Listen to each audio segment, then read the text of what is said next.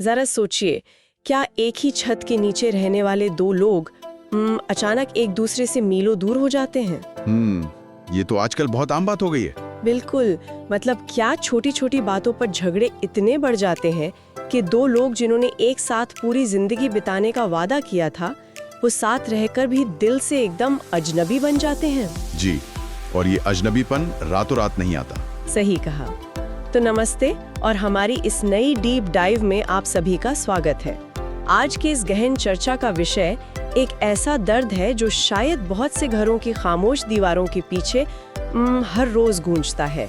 एकदम सही कह रही हैं आप। लोग अक्सर इसे शादी के कुछ सालों बाद की एक नॉर्मल चीज मानकर स्वीकार कर लेते हैं। हाँ, कि चमक तो फीकी पड़ेगी ही, है ना?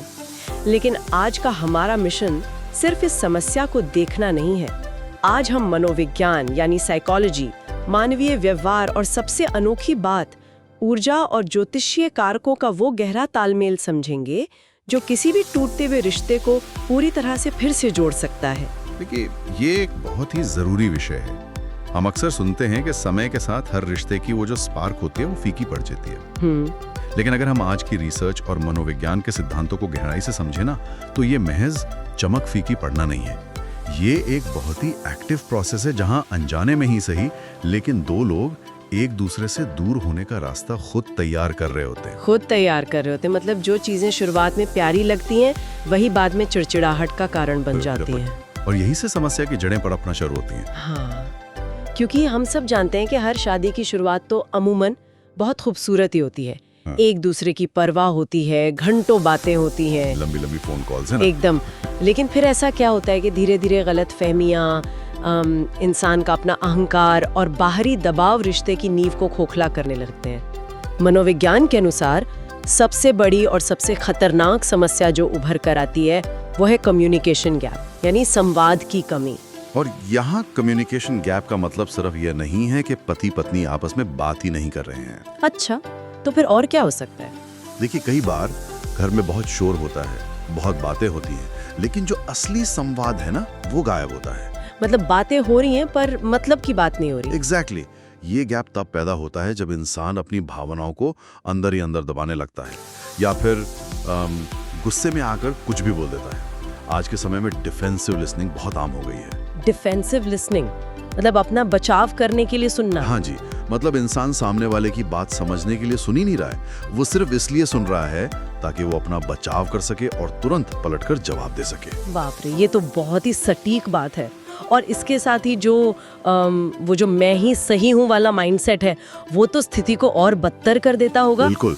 जब एक पार्टनर हमेशा ये साबित करने में लगा रहे कि गलती तो दूसरे की है, तो एक बहुत ही गहरा इमोशनल डिस्कनेक्ट पैदा हो जाता है। मुझे ये स्थिति बिल्कुल वैसी लगती है जैसे घर में वाईफाई का राउटर तो ऑन है। अच्छा, वाईफाई राउटर? हाँ, मतलब उस पे लाइटें भी जल रही हैं, यानी दोनों पार्टनर्स शारीरिक रूप से एक ही घर में, एक ही कमरे में और शायद एक ही बिस्तर पर मौजूद है, लेकिन इंटरनेट का कनेक्शन ही गायब है। अरे वाह, ये एनालॉजी तो बहुत ही सटीक है ना? डेटा ट्रांसफर एकदम शून्य है। उनके बीच की जो असली केयर है, जो एक दूसरे की जिंदगी में दिलचस्पी है, वो पूरी तरह से कट चुकी है। वाईफाई राउटर वाली बात वाकई बहुत गहरी है। मशीन काम कर रही है लेकिन कोई जुड़ाव नहीं है। अब यहाँ पर इस चर्चा में एक ऐसी परत जुड़ती है जो शायद बहुत से सुनने वालों को हैरान कर दे। कैसी परत? देखिए, जब हम इस तरह की समस्याओं का विश्लेषण करते हैं तो अक्सर लगता है कि ये सब सिर्फ हमारी सोच या हमारे मनोविज्ञान का हिस्सा है। हाँ, स्वाभाविक है, साइकोलॉजी ही तो है सब। जी, लेकिन जो सामग्रियां और पुरानी केस स्टडीज आज हमारे सामने हैं, वे बताती हैं कि इन मनोवैज्ञानिक समस्याओं के पीछे कई बार ऊर्जा के बहुत गहरे स्तर और यहाँ तक कि ज्योतिषीय कारक भी काम कर रहे होते हैं। एक मिनट, मुझे यहाँ आपको थोड़ा रोकना पड़ेगा। जी बताइए। मनोविज्ञान और मानवीय व्यवहार की बात तो बहुत लॉजिकल लगती है। ये समझ में आता है कि इंसान का अहंकार या उसका स्ट्रेस संवाद को बिगाड़ता है, लेकिन ज्योतिषीय कारक? हाँ, ग्रहों का प्रभाव। मतलब क्या आसमान में लाखों मील दूर बैठे ग्रह सच में हमारे बेडरूम के झगड़ों को और हमारे अहंकार को कंट्रोल कर सकते हैं? अक्सर लोग इसे तो महज अंधविश्वास मानकर सिरे से खारिज कर देते हैं। ये सवाल उठना बहुत लाजमी है और इसका तार्किक जवाब समझना भी उतना ही जरूरी है। देखिए, इसे इस तरह से नहीं समझना चाहिए कि कोई ग्रह सीधे तौर पर किसी इंसान के मुंह से कड़वे शब्द बुलवा रहा है या कोई रिमोट कंट्रोल से इंसानों को चला रहा है। हाँ, वही, ऐसा तो मुमकिन ही नहीं है। बिल्कुल नहीं। इसे एनर्जी या ऊर्जा की फ्रीक्वेंसी के रूप में देखना चाहिए। ज्योतिषीय मान्यताओं के अनुसार जैसे मंगल का प्रभाव, शनि की दृष्टि या राहु केतु का असंतुलन, ये सब एक विशेष प्रकार की ऊर्जा पैदा करते हैं। ऊर्जा की फ्रीक्वेंसी, क्या आप इसे थोड़े आसान शब्दों में समझा सकते हैं? मतलब ये असल जिंदगी में कैसा दिखता है? जी बिल्कुल, इसे एक रेडियो के सिग्नल की तरह समझिए। रेडियो सिग्नल, अच्छा। जब आपका रेडियो सही स्टेशन पर सेट नहीं होता तो उसमें बहुत अजीब सी आवाजें या स्टैटिक सुनाई देता है ना, खरखर की आवाज। हाँ, बिल्कुल, वो शोर सा आता है। बस ऐसा ही होता है। जब ग्रहों का नकारात्मक प्रभाव होता है तो वो हमारे घर और हमारे दिमाग के आसपास एक ऐसा ही स्टैटिक या कह लीजिए वैचारिक कोहरा पैदा कर देता है। वैचारिक कोहरा। इस कोहरे में इंसान का धैर्य बहुत कम हो जाता है, समझने की क्षमता कमजोर हो जाती है। तो मतलब जो बात आसानी से समझ आ सकती थी वो भी उलझ जाती है। एकदम। उदाहरण के लिए मान लीजिए एक पार्टनर सामान्य तौर पर कहता है आज खाना थोड़ा अलग बना है। बहुत ही नॉर्मल सी बात है। लेकिन राहु केतु के उस वैचारिक कोहरे या नकारात्मक ऊर्जा के प्रभाव में दूसरा पार्टनर इसे एक सीधे हमले की तरह सुनेगा कि तुम्हें तो मेरे हाथ का खाना कभी पसंद ही नहीं आता। अरे बाप रे, जो छोटी सी बात हंसी में टल सकती थी वो उस ऊर्जा के कारण एक विशाल अहंकार की लड़ाई बन जाती है। बिल्कुल। और इसीलिए अक्सर कपल्स कहते हैं कि हमें खुद नहीं पता चला कि इतनी छोटी सी बात पर इतना बड़ा बवाल कैसे हो गया। हाँ, मैंने कई बार लोगों को ऐसा कहते सुना है। वो बवाल बात का नहीं था, वो उस समय मौजूद उस नकारात्मक ऊर्जा का था जिसने आग में घी का काम किया। कमजोर गुरु या मंगल दोष जैसे कारक इसी अग्नि और असंतोष को बढ़ाते हैं, जिससे वो कम्युनिकेशन गैप एक पूरी खाई में बदल जाता है। ये वाकई सोचने पर मजबूर करने वाला नजरिया है। वाईफाई तो ऑन है लेकिन इंटरनेट गायब है, और अब हमें समझ आ रहा है कि कुछ अदृश्य ताकतें, कुछ स्टैटिक भी हो सकता है जो इस कनेक्शन में बाधा डाल रहा है। बिल्कुल। तो सवाल ये उठता है कि अगर ये सिर्फ फ्रीक्वेंसी और ऊर्जा का खेल है तो क्या कोई ऐसा एंटीना या रिसीवर है जो इस सिग्नल को फिर से ठीक कर सके? मतलब एक खुशहाल शादी आखिर किन स्तंभों पर टिकती है? बहुत अच्छा सवाल है। सुखी वैवाहिक जीवन के 4 प्रमुख स्तंभ होते हैं जो इस फ्रीक्वेंसी को सही जगह पर वापस लाते हैं। पहला स्तंभ है विश्वास या ट्रस्ट। ट्रस्ट के बिना तो कुछ भी नहीं। बिल्कुल। विश्वास वह जमीन है जिस पर बाकी सब कुछ खड़ा होता है। दूसरा है सम्मान या रिस्पेक्ट। जिस दिन रिश्ते से सम्मान खत्म हो जाता है उस दिन प्यार भी दम तोड़ देता है। और तीसरा सबसे महत्वपूर्ण स्तंभ तो पक्का संवादी होगा, यानी कम्युनिकेशन, क्योंकि आज के डेटा में एक बहुत ही चौंकाने वाला आंकड़ा है कि केवल सही और प्रभावी संवाद से ही किसी भी रिश्ते की 70% समस्याएं हल हो सकती हैं। जी हाँ, 70%। और अंत में चौथा स्तंभ है इमोशनल बॉन्डिंग, जो प्यार और केयर का वो अदृश्य धागा है जो दोनों को जोड़े रखता है। और इन चारों स्तंभों को मनोविज्ञान में एनर्जी और वाइब्स के सिद्धांत से जोड़ा जाता है। एनर्जी और वाइब्स, ये कैसे काम करता है? यहाँ मिरर इफेक्ट का नियम बहुत सख्ती से लागू होता है। अच्छा, मिरर इफेक्ट। हम जैसा व्यवहार सामने वाले के सामने पेश करेंगे, बिल्कुल वही व्यवहार एक आईने की तरह पलटकर हमारे पास वापस आएगा। मतलब अगर मैं गुस्सा करूंगी तो सामने से भी गुस्सा ही आएगा? बिल्कुल। अगर एक इंसान चिड़चिड़ापन या नकारात्मक वाइब्स दिखाएगा तो सामने वाला भी बचाव की मुद्रा में आकर वैसा ही करेगा। इसी को तोड़ने के लिए मनोविज्ञान का एक गोल्डन रूल है, रिएक्ट मत करो, रिस्पॉन्ड करो। मैं इस रिएक्ट मत करो, रिस्पॉन्ड करो वाली बात पर थोड़ा जोर देना चाहूंगी। जी बताइए। सच कहूं तो ये सुनने में किसी मोटिवेशनल पोस्टर पर लिखे कोट्स जैसा लगता है, मतलब बहुत आदर्शवादी। हाँ, लोगों को ऐसा ही लगता है। लेकिन मैं यहाँ एक लॉजिकल सवाल उठाना चाहती हूँ। अगर सिर्फ सही संवाद से 70% समस्याएं हल हो सकती हैं और हमें सिर्फ रिस्पॉन्ड करना है, तो आम लोगों के लिए शांति से बैठकर बात करना इतना मुश्किल क्यों हो जाता है? बहुत ही उम्दा सवाल है। मतलब क्यों पढ़े लिखे समझदार लोग भी अपने ही घर में चिल्लाने लगते हैं? ऐसा इसलिए होता है क्योंकि हम उस चंद सेकंड के गैप को खो देते हैं जो बात सुनने और उसका जवाब देने के बीच होता है। अच्छा, वो पॉज। जी, वो पॉज। जब किसी इंसान पर तनाव हावी होता है या फिर जैसा कि हमने चर्चा की, कोई नकारात्मक ऊर्जा या ग्रहों का असंतुलन हावी होता है, तो इंसान का अपने रिएक्शन पर कंट्रोल नहीं रहता, वो बस फूट पड़ता है। एग्जैक्टली। रिएक्शन एक ऑटोमेटिक प्रक्रिया है, बिना सोचे समझे पलटकर जवाब देना, जबकि रिस्पॉन्ड करने के लिए उस चंद सेकंड के ठहराव की जरूरत होती है। ये सोचने के लिए कि क्या मुझे इस बात पे सच में गुस्सा करने की जरूरत है। बिल्कुल। नकारात्मक ऊर्जा इसी ठहराव के समय को खा जाती है और इंसान बस अपनी भावना की लहर में बह जाता है। तो इसका मतलब है कि हमें सिर्फ अपनी जुबान को ही नहीं बल्कि अपने आसपास की पूरी ऊर्जा और उस ठहराव को भी साधना होगा। जी, वही सबसे जरूरी है। तो अब मुख्य मुद्दे पर आते हैं। जब हमें पता चल गया है कि नींव हिल चुकी है और ऊर्जा का संतुलन बिगड़ चुका है, तो हम एक्टिवली इस ऊर्जा को कैसे बदल सकते हैं? जब माहौल पहले से ही इतना तनावपूर्ण हो तो क्या किया जाना चाहिए? यहीं पर वो शक्तिशाली उपाय सामने आते हैं जो मनोविज्ञान और ऊर्जा के विज्ञान का बहुत ही बेहतरीन मेल है। सबसे पहला और बेहद असरदार उपाय है कम्युनिकेशन रिचुअल। कम्युनिकेशन रिचुअल मतलब कुछ नियम वाली बातचीत। हाँ, ये कोई आम बातचीत नहीं है जो टीवी देखते हुए या खाना बनाते हुए की जाए। ये एक तय समय है। हाँ, मैंने इस रिचुअल के बारे में पढ़ा है। इसमें कपल्स को रोजाना 15 से 20 मिनट बिना किसी फोन, बिना किसी स्क्रीन के बात करनी होती है। बिल्कुल। और इसके नियम बहुत ही सख्त और साफ है।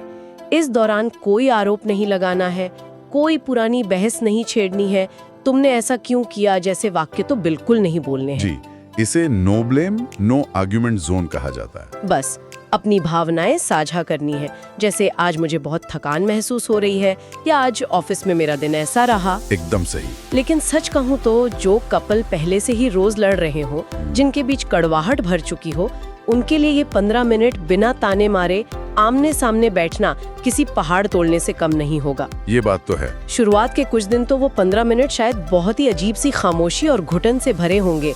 ऐसा लगेगा जैसे किसी ने जबरदस्ती बिठा दिया हो, है ना? अब बिल्कुल सही कह रही हैं। और यही वो जगह है जहां असली मेहनत लगती है। शुरुआत में ये बहुत अजीब लगता है, लेकिन कुछ ही दिनों में यही 15 मिनट उस रिश्ते की सबसे सुरक्षित जगह बन जाते हैं, जहां इंसान बिना किसी डर के अपने मन की बात कह सकता है। जी। इसके अलावा एक दूसरा मनोवैज्ञानिक उपाय है ग्रैटिट्यूड प्रैक्टिस, या कह लें कि आभार व्यक्त करना। Gratitude practice? क्या ये बस एक दूसरे को थैंक यू बोलने जैसा है? नहीं, ये उससे कहीं ज्यादा गहरा है। इंसान के दिमाग की बनावट ही कुछ ऐसी होती है कि वो हमेशा नकारात्मक चीजों पर पहले ध्यान देता है। हाँ, वो क्या कहते हैं उसे? नेगेटिविटी बायस। एग्जैक्टली, नेगेटिविटी बायस। ग्रैटिट्यूड प्रैक्टिस दिमाग की इसी वायरिंग को बदलती है। अच्छा, तो इसे करते कैसे हैं? नियम ये है कि हर रोज अपने पार्टनर की किसी एक बात की, किसी एक छोटी सी चीज की जानबूझकर तारीफ करनी है। जैसे आज तुमने जो चाय बनाई वो बहुत अच्छी थी, या तुम बच्चों का बहुत अच्छे से ध्यान रखते हो। जब कोई लगातार तारीफ करता है तो उस पल में नकारात्मक ऊर्जा टिक ही नहीं सकती। ये रिश्ते की पूरी वाइब को धीरे धीरे बदल देता है। ये तो हुए मनोवैज्ञानिक उपाय, लेकिन हमने शुरुआत में ज्योतिषीय कारकों और ऊर्जा की बात की थी। हमारी रिसर्च में कुछ ज्योतिषीय उपायों का भी जिक्र है ना? जी बिल्कुल। जैसे कि शुक्रवार को पति पत्नी का एक साथ दीपक जलाना, सोमवार को शिव पार्वती की पूजा करना, या गुरु कमजोर होने पर पीले वस्त्र दान करना। हाँ, ये उपाय बहुत प्रभावी माने जाते हैं। अब एक मॉडर्न सोच वाला इंसान पूछेगा कि दीपक जलाने से या रंग बदलने से मनोवैज्ञानिक समस्याएं कैसे सुलझ सकती हैं? यह इस पूरी चर्चा का सबसे दिलचस्प और गहरा हिस्सा है। अक्सर लोग इन्हें सिर्फ कर्मकांड मान लेते हैं, अंधविश्वास समझ लेते हैं। जी। लेकिन अगर हम इन्हें ऊर्जा और इरादे यानी एनर्जी और इंटेंशन के नजरिए से देखें तो यह सीधे तौर पर इमोशनल हार्मोनी को ठीक करते हैं। वो कैसे? थोड़ा समझाएंगे? उदाहरण के लिए जब पति और पत्नी शुक्रवार को एक साथ दीपक जलाते हैं तो जरा सोचिए वहां क्या हो रहा है। वो दिया जला रहे हैं बस। वे सिर्फ एक दिया नहीं जला रहे हैं, वे अपना समय, अपना ध्यान और अपनी सकारात्मक ऊर्जा एक ही दिशा में, एक ही काम में लगा रहे हैं। वे एक शांत वातावरण में एक साथ खड़े हैं। समझ गई। ये एक ऐसा पल है जहाँ कोई बहस नहीं हो रही है, बस एक साझी शांति है। बिल्कुल। ये तो बिल्कुल ऐसा हो गया कि हमें अपने रिश्ते को एक टीम स्पोर्ट की तरह देखना चाहिए, ना कि किसी डिबेट कंपटीशन की तरह। बहुत खूब, बहुत अच्छी एनालॉजी है ये। मतलब जब कपल एक साथ कोई अनुष्ठान करता है तो वे एक ही टीम में आ जाते हैं, और रिश्ते का लक्ष्य यही तो है, रिश्ता जीतना है, बहस नहीं। आपने बिल्कुल सही कहा। ये उन्हें सबकॉन्शियस लेवल पर यानी अवचेतन स्तर पर एक टीम बनाता है।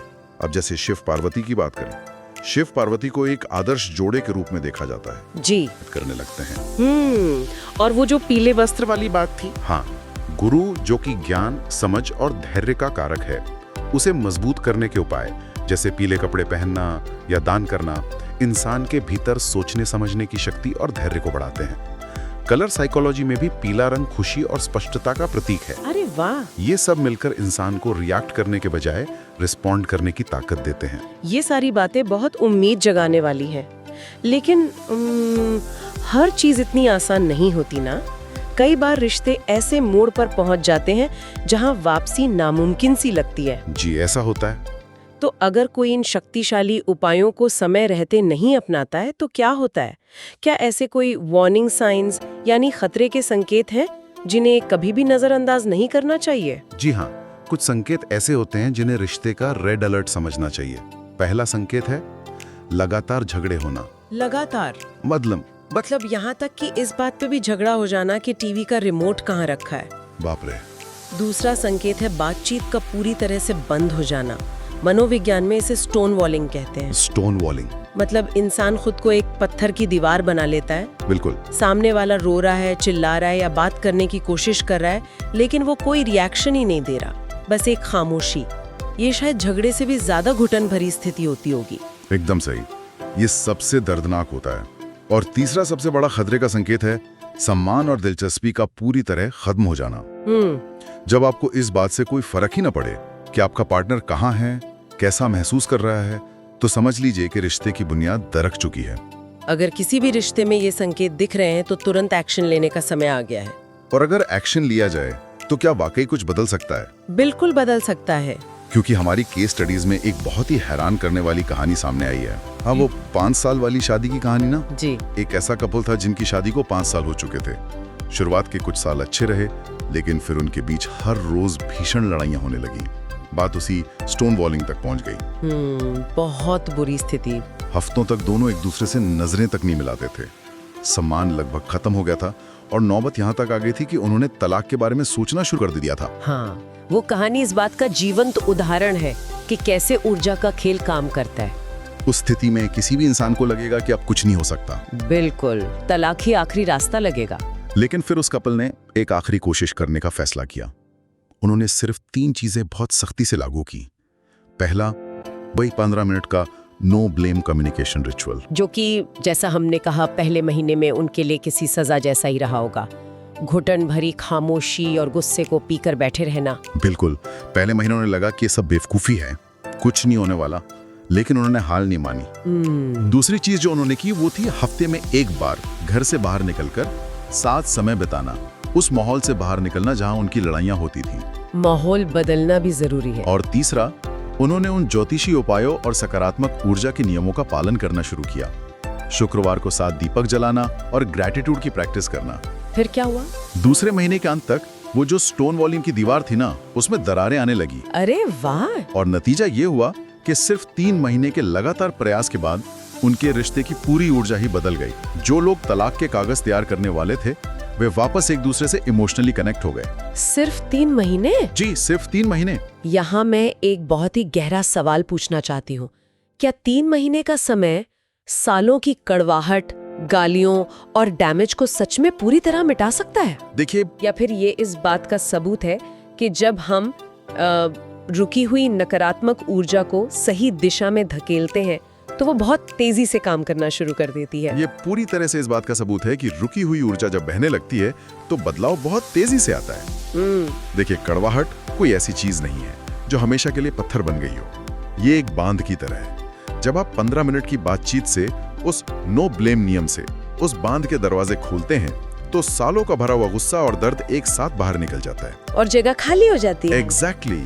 और जब आप ग्रैटिट्यूड और ज्योतिषी उपायों से सकारात्मक ऊर्जा अंदर लाते हैं तो खाली हुई जगह तुरंत प्यार और सम्मान से भर जाती है। क्या बात है! लेकिन यहाँ एक कड़वा सच भी है। शादी अपने आप परफेक्ट नहीं होती, उसे परफेक्ट बनाना पड़ता है। ये कोई लॉटरी का टिकट नहीं है कि एक बार जीत लिया तो जिंदगी भर आराम। हाँ, मेहनत तो करनी पड़ेगी। प्यार, सम्मान और रिश्ते हमेशा लगातार प्रयास, आपकी मेहनत और सबसे बढ़कर आपकी आपसी समझ मांगते हैं। शादी अपने आप परफेक्ट नहीं होती, उसे परफेक्ट बनाना पड़ता है। ये बहुत ही खूबसूरत और प्रैक्टिकल विचार है। तो चलिए आज की इस शानदार चर्चा के मुख्य बिंदुओं को एक साथ पिरोते हैं। जी बिल्कुल। आज हमने ये समझा कि एक सुखी वैवाहिक जीवन के लिए सिर्फ एक छत के नीचे रहना काफी नहीं है। हमने देखा कि कैसे हमारा अहंकार और कम्युनिकेशन गैप रिश्ते को अंदर ही अंदर खोखला करते हैं। संवाद ही 70% समाधान है, लेकिन वो संवाद तभी काम करेगा जब इंसान रिएक्ट करने के बजाय रिस्पॉन्ड करना सीखे। एकदम सही। और इसके साथ ही हमने ये भी जाना कि हमारे आसपास मौजूद ऊर्जा और ग्रहों के प्रभाव को संतुलित करना कोई अंधविश्वास नहीं है, बल्कि एक गहरा मनोवैज्ञानिक और भावनात्मक विज्ञान है। साथ मिलकर दीपक जलाना हो, शांति के 15 मिनट बिताना हो या एक दूसरे की तारीफ करना हो, ये सब छोटे छोटे उपाय असल में जोड़ों को एक मजबूत टीम में बदल देते हैं, जहां उनका लक्ष्य एक दूसरे को हराना नहीं, बल्कि साथ मिलकर जिंदगी को जीतना होता है। बिल्कुल, टीम वर्क। तो एक बार फिर इस गहन चर्चा का हिस्सा बनने के लिए, हमारे साथ गहराई तक उतरने के लिए आप सभी सुनने वालों का बहुत बहुत धन्यवाद। बहुत बहुत शुक्रिया। लेकिन इससे पहले कि हम विदा लें, मैं आप सभी के लिए एक बहुत ही गहरा और विचारोत्तेजक प्रश्न छोड़कर जाना चाहती हूँ। जी। आज की इस पूरी चर्चा में हमने बार बार देखा कि कैसे हमारी व्यक्तिगत ऊर्जा और इन ज्योतिषीय ग्रहों का प्रभाव एक दूसरे से बहुत ही गहरे स्तर पर गुंथे हुए हैं। तो जरा शांति से इस बारे में सोचिएगा। अगर हमारा व्यवहार और ये ब्रह्मांडीय ऊर्जाएं आपस में इतनी गहराई से जुड़ी हैं, तो क्या ये संभव है कि जब हम गुस्से में आकर अपने पार्टनर को कोई बहुत कड़वा शब्द बोलते हैं, तो हम सिर्फ उनका दिल ही नहीं दुखा रहे होते? तो और क्या कर रहे होते? क्या ये मुमकिन है कि उसी पल उन कड़वे शब्दों के साथ हम खुद अपना ही ज्योतिषीय संतुलन हमेशा के लिए बिगाड़ रहे हों? अरे बाप रे, ये तो बहुत ही गहरा विचार है। क्या हम इंसान महज अपने रोजमर्रा के व्यवहार और अपने बोले गए शब्दों से खुद ही अपने ग्रहों की दशा और दिशा तय कर रहे हैं? इस सवाल पर विचार जरूर कीजिएगा। क्या हम खुद अपने भविष्य के रचयिता हैं? सोचने वाली बात है। आज के लिए बस इतना ही। मिलते हैं अगली बार एक और नई डीप डाइव में। तब तक के लिए सुरक्षित रहें और संवाद बनाए रखें। नमस्ते।